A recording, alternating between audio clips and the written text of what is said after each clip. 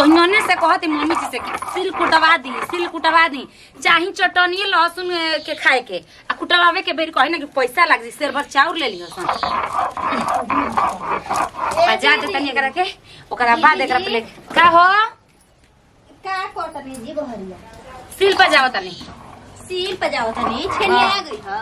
आय छेनिया गई ह लोड़वे से घसीट के पजाव तनी आई दादाजी एकरा से और चिकन होला सोच न के टंगिया से फाड़ देती ना तो दूध फाड़ा हो जाए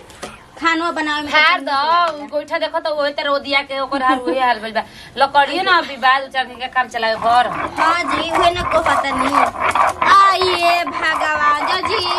छेनी लाई हम जाके हथौड़ी से पीट के अथी कर देवा हमारा भी छेनी रही तम तारा से कहे जेती कनिया मम्मी जी से कुरवा कह देही जाके लान के दे देती त ठीक न बा ओइसे एकरा से बुझाई मसाला खूब पीस रहल बा शेर भर चाउर के सोचताड़ी कि ऐसन कुटनी त कुटिया तना शेर भर चाउर ले जी हसन हमनी घर आई हो देवे के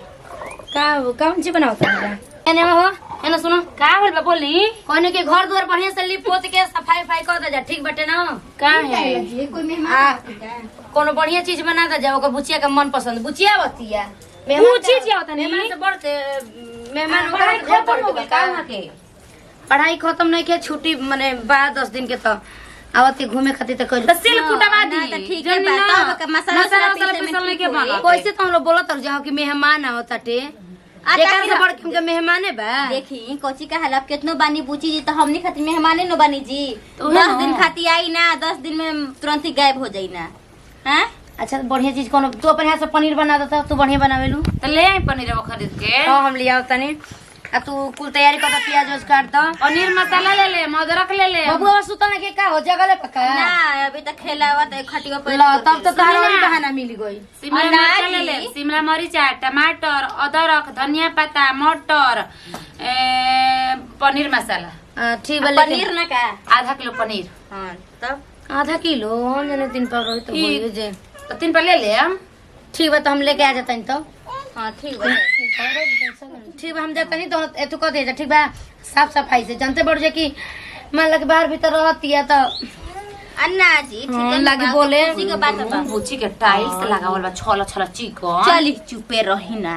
कतना लागल अब मम्मी जी न पढ़े एकदम गांव आ रहनी क्या कोनी आधा किलो तो कहते 3 पर ना ले दे तो हो जाई तो जानत नहीं का बेटिया खाते अभी कहम ना कि लाखों रुपया निकाल देही तो लाखों रुपया लेके चल के जमल नु हड़ी उहे नु चलो घर में नहीं कोई अपन नाक धुने लगे चलो करे के दीदी कौची कहाला आई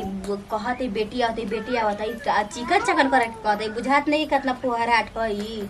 हैं छोड़ा ना हमनी के कोइला से ना मतलब बाटे हो सुनी ना कोची कहाला हमरा तो लागत नहीं के बुद्धि जो जीवा जा पढ़तो हो खम जब घर ही ना पढ़त रही तू तो अपने ए मने कनिया सुन न कह देखाई कि आंखें सुनाई ओहन तो खुदे देख लिया जी कि क्वेश्चन बाड़ी क्वेश्चन नहीं थी हां आपस में का लागत के जरूरत बाटे दे पर कोइला न फिचला जल्दी जी का पड़ा जाए कि ओकरा खातिर उ धोखे जात हुई ओइ से दावली तम कसाफा क देने के पूछी जी शहर ला कपड़ा हमरा से ना बुझला कौन धोई कौन ना धोई उहे न हम तो एकदम ना हमर त और लइका बा हुआ ओकरा लेके बैठल रह खाली तू गाने घूमत रहली से ना पढ़े लिखे के न कहू तोरा काज को जरूरी रहे छोटुआ के द्वार पर बैठला के तोरा अरे भौजी भेजले रहली सामान ला उ त न कइले रहली जा हम रहनी ई जिगे त सही हमरा के भेजत रहली जा घर में कोई नहीं के तो हम ही ना लेके आए सामानवा अब माई कहां पे अरे माई गल लागत नहीं खुश रह अरे बुचिया हम पढ़ू ना अरे मैं लेता नहीं अरे बाबा रहे तोरा ने के बुझात की ले ली रे देखो तो नहीं अब कहानी हम जोन लिया के गरम मसाला लिए ली हो देख कहां जाते रे भाई तनी जाते नहीं बुझे दूध के तनी सेवई बन जाई बहुत जाने लो सेवई के ना जब भौजी के गोड़ लागली है ठीक है नहीं हम निक चलते घर द्वार सफाई करा देल बनी बुतिया बोलिए मत हनी चल दीदी लेके चलो आकाश भाई जी बा आकाशवा तो क्या वही ये बता अभी बतिया वाली ये हम हां बट नहीं हो कई और से बतियाला के चक्कर में रहल तो मार अरे उसके वो और से बतियाला चल अभी आवे की सब चल भौजी के बोलाई रुक ऐजा का बोलेबी घरे अगन त हम दूसरा घर हेलबिन का छोड़ टूट गइल ट्रेन में नतिया के बेटा यही पर बैठ गइल रहा काहे ऊपर ना रख सके तर रू सीट ना मिलत रही नीचे रखले रही आई ले एगो मोटा भैंसा नहीं रही पर बेगे पर बैठ गइल चल चल ए भौजी पूछे भैया का रे बच्चिया सी चर्चा भइल अरे भौजी गोर लागत नहीं। खुश रहे काजी त गांव में ते हाथ मदन पे हम कोई खूब आई में हिती पैंट कुर्ता पहन के। अरे भौजी ऐसा कोनो बात नहीं कि अब मैं हमरा के पढ़े भेजले भी या तो का मौका तो भौजी तहरा चपल हम कुछ लगेले बनी काजी। हां भौजी लागल हुई गोबर पे चढ़ गनी है। गोबर आदमी के कि जानवर के? अब पता ना धो दिहल तो हटाई ये तोरा रंग कुर्सी हाय ले जाके रखाओ। जाता कि न हले तनी नहीं पानी उनी दहो भौजी। ले के आते मजी इहो सब कहे पड़िए कितना घर में रहना भरना लागल बड़ू पूर अंठाई बोगे घर में ना झाड़ू लागल बड़ुए ना कुछ हम रही तो कितना बढ़िया मर के बाहर रही पोछत रही लिपत रही सब कर। अभी तक ले पानी ना लेके अइले। बढ़िया लागत हो कोईसन बाटे अच्छा पानी हटे फ्रेश पानी है ये पीही ना जा हमने के। हटावा हम ना पिए धर ले जा। जब अइले पर तू लोग ऐसे ही करे लू जा अपने बढ़िया से खा पी ले बुझा। जब हम आइम ना तो विस्माद जी बुझा काहे ऐसे करी ना जी? सनेहवा रोरा डिब्बा का पानी पियल बन जा बाबू जी। डिब्बा का पानी कहां से रवा के लाके हम देही? ए सनेहवा गजब मर गई का रे? का रे दीदी काहे ना चिल्ला करे? हम ताली बैग में सिगरेट वाले के आओ हैं चिल्ला तो मार पी दे का कहतनी जी? चल के आ जल्दी बुलाई का नहीं देखो बाबूजी हॉस्टल में रहनी हम सिगरेटे के छोड़ा ना दारू उरू सब पिए तो रहनी। आई रे अयो आदमी छोड़ले रंग की बेटी हमार पढ़ती है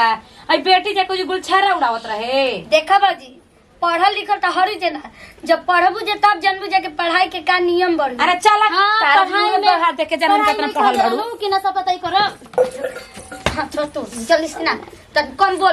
अच्छा के लिए ना लेके आएंगे तो माई के बोला के रुक जा। जाना माइले डर लगता का महीना का बुढ़ारी में खैनी खाते रहे न देखले रही। चलो तनी से नहा धोआ नीचे जा तनी घूम ली गौवा में तब आइम तो कुछ काम करम। देखा हो इहे बा के हमरा लड़की पढ़े जाले न त ओके कोनो चीज सिखावे के ना पड़ेला ई बाकी आवेले तो कुछ ना कुछ लेके आवेले। हाँ त लड़की के कहिया हमार न पैसा यहीं लगाव तनी काहे खोलस कि ना खोलस जले ना खाले तले बुझल ना कि हमर भूखे नहीं के लागल आ जाले तो खूब जी चटकर खाई जन्नी ना। काहे तो नहीं खत का हम तो घर में रहता तुम खइबे न करी हन कि बिगे काटी आइल ओकर तो बाटे। उतना बुद्धि बाकी अब का बुद्धि आवेले तो लेके आवेले। बुद्धि बहुए देखत नहीं की बुद्धि बताबे ना अमरूदी पर चढ़ताड़ी। काहे देख के जरेलू जा हो हैं बाप रे लिखाव बाप तनी मन तो के आंखें लागत टे पढ़ ले लइके कुछ लाइक हमनी के काहे आंखें लागी जिला बेटी रौरा कपार पर चढ़ो चाहे छानी पर चढ़े हमारा का से मतलब बाटे। बेटी का तो हमार पढ़ लिख के जज बनतिया बोले तो नहीं कहे हाँ। पूछ देता है जे कहू छर बनतिया ना सचो में ना आई कैसे हमनी के कहां चुल फुके वाली उ कहां ए माई उ सिगरेट फुके दीदी वाली पिछुती जाके सिगरेट पियतिया। मारा बेक था पर की करे के देखो तो भौजी हमर बात ठीक है उहे ना कहलिए कि हमनी के चुल फुके वाली उ सिगरेट फुके वाली कहां से एक में मिलल जाई? मन मने हेकरा के सिखा बुद्धि देलु जा जवन ई कहत से हम अपने आंखें से देखा तनी उजा के सिगरेट पियत रहिए ने। ते भक महक तो हम कहि कि कोनो मर्दाना के लठन मने उ पढ़ाई करे जाते कि सिगरेट पिए जाते ई बतावा जा। अपने आंखी जाके देखी पूछी। हां त हम अबे आंखी से देखत हनी हाँ, जले आंख से ना देखम जले कान से ना सुनम तो हम विश्वास नहीं की करे वाला ठीक है काहे कि बाटी। आजकल ना निमन खाता वो देख के जरे वाला अपने भौजाई हो जाता का बतावा भौजी हमनी के बोलल बेकार बटे। जो अच्छा, हम अच्छा, लोग अच्छा, बोलल हवा भौजाई हड़ी तार का मार भेंगे लाता से कचर के देख जाई। कहां बा अरे बाप कपारे पर चढ़ा के रखले बनी रौरो अपन दीदी मत सीख ली जाके कुछ ज्ञान मिल ओकर जाई। लक्षण के सीखे जाई। काहे दी रौरो चोरा के चलत चुरा चल के हटी। अरे जान अब का सोचते हो कि गांव में आ गई तो हम भुला गनी तोहरा के। अरे सच्चा मोहब्बत करी ना तोहरा से लेकिन कुछ भी कह जवन तो सिगरेट बचल रह देले बड़ा उहे पी के जियत। अरे बोला तो बोला ही बनी। अरे माई जानी तब ना माई हमरा पे इतना विश्वास करे ले ना